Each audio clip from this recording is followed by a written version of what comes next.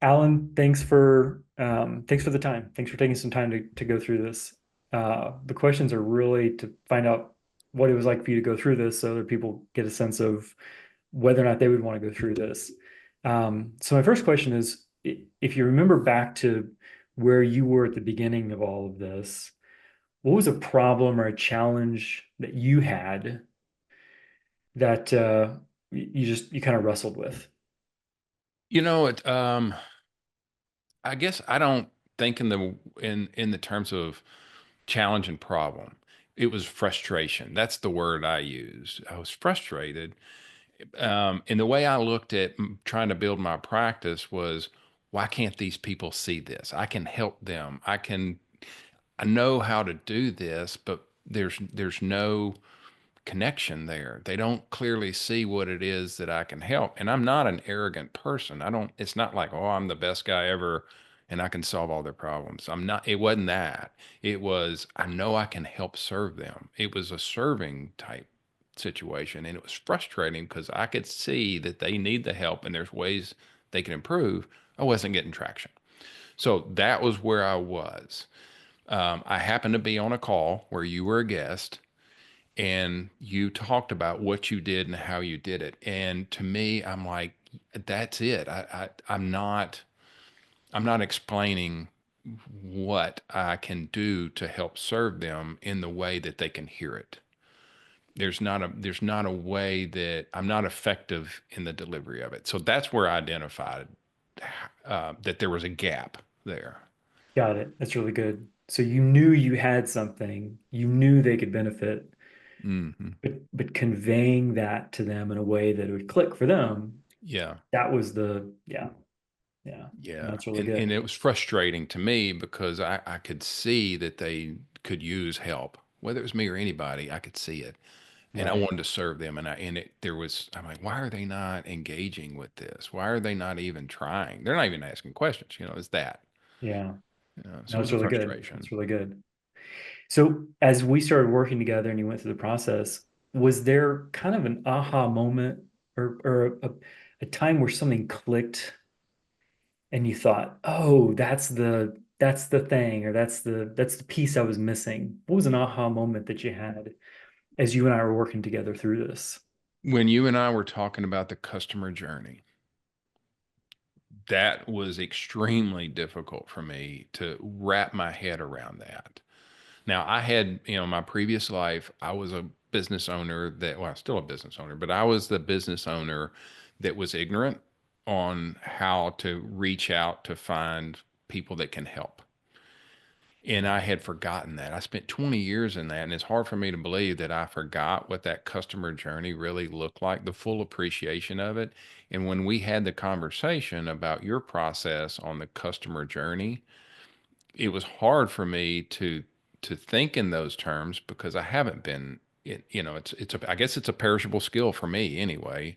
A perishable skill, just like shooting free throws in basketball. If you don't live that life, then there's things that disappear, right? Fade into the distance, fall back in the bushes, so to speak. And when we talked about that customer journey, you were challenging me on stay focused on the clients that you serve and not vomit these tools all over them on what you do and how you do it and all this cool stuff that you do. They don't care about that, right? So when we talked about that customer journey and you pushing me through that process and challenging me because I was going in the ditch and I didn't realize I was going in the ditch and you pull me back in. The customer journey process was absolutely critical for me. And that's where I don't know that there was one specific aha, but it was between our meetings that we had. And I was like, why am I struggling with this? And I kept questioning myself on that whole process. Once I grasped what you were helping me understand and appreciate about the customer journey, once that became clear to me, and Todd, it happened at like 2:30 in the morning. And I was like, oh my gosh, my wife's like, what the hell are you doing? But and I'm like, I got it now. I got it, and once that hit, um, that's when it all started to work for me. The language that I speak and the comprehension of how it is I need to start thinking. It was a more of a mindset change and a thinking process than it was a verbiage thing for me. Once I got past that, that's when everything changed for me. Right. Right. When you start to think of it from the perspective of the customer and the experience you're taking them through, it's a very different picture than when you're Definitely. thinking as the business owner, I'm trying to sell these things and give these things to these people and making that shift. Yeah, that's a big one. Yeah, my favorite thing is assessments, right? I love assessments. That's my favorite go-to tool that I want to just cast that one out first. I got them when I do this kind of thing. And most people, it confuses them, and I didn't fully appreciate that until we went through the customer journey part. Is stop throwing these tools at them. They don't care about the tools. It's actually confusing for a lot of them. And if it's not confusing for the business owner, if the business owner buys into it, the employees can be confused by it and can create some chaos if you're not careful. Yeah. So throwing these tools and credentials at them was part of my problem. Yeah. Yeah. That's a great answer. Mm. Since we worked together, and you've gone through this process and you kind of think about things in this new way, what have been the outcomes for you? How has this affected your business, whether it's how you think about your business or your actual business coming in the door? What's been the some outcomes of this or an outcome? All right. I'll share. This is my favorite story to share. I was at a networking meeting. So there's a guy here in Little Rock, Arkansas that does this networking group, and it's 2 hours, I think. I don't know. It's just we have coffee, and he gets a group of people together. Everybody pays $30 to come, and he helps teach us different ways to network. And it's more communication and networking, and not selling. How do you work with others? And one of the drills that he has you do is I want you to write your 15-second, 30-second, and 60-second elevator pitch. Now, I wasn't very good at the 60-second, but the 15-second elevator pitch and the 30-second elevator pitch. So there's about, I don't know, 25 or 30 of us in this room. And he says, "All right, write on a piece of paper or whatever it is. I want you to write it down." And I didn't write mine down. I didn't have to. Everybody's scribbling, they're struggling with it. And there was a couple of people that even said, "I don't even know where to begin." And the guy's name is Hudson. Hudson looks at me and he says, "You okay?" I said, "Oh, I got this." He said, "You didn't write anything down." I said, "I don't need to. I got this." And so they challenged me on it and said, "Oh, since you got this, I guess you're going to go first." And I was like, "Great, fine." And I went first, and it was just smooth. It was, it felt natural. I guess that's the best word, because it was something that I fully believed in and I fully understood how I serve and the process in which I serve. It was clear. It wasn't mechanical at all.